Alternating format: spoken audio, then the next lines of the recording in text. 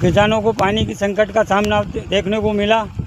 तो किसानों ने अपनी व्यापार की चीज़ों में तो लगातार व्यापार की चीज़ों में किसानों ने मोटर चालू करनी पड़ी हमें। हालांकि 2-4 दिन में मानसून चक्रवात बता रहा है, तो लगातार धनिया पे लगातार मोटर चालू करी है और गिलकी पे भी हमने गिलकी भी पिलाई है, जो डिप के माध्यम से फुहारे से लगातार काफ़ी अच्छी मेहनत कर रहा। किसान भाव मंडी के ऊपर तय होगा, भाव मंडी के ऊपर तय होगा। लगातार किसानों ने मेहनत करी थी और लाभ भी अच्छा मिलेगा।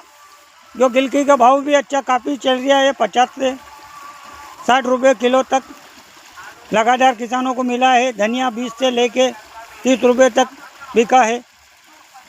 तो किसानों को मेहनत का सफलता लगातार मिलते रहेगा। जय किसान जय जवान।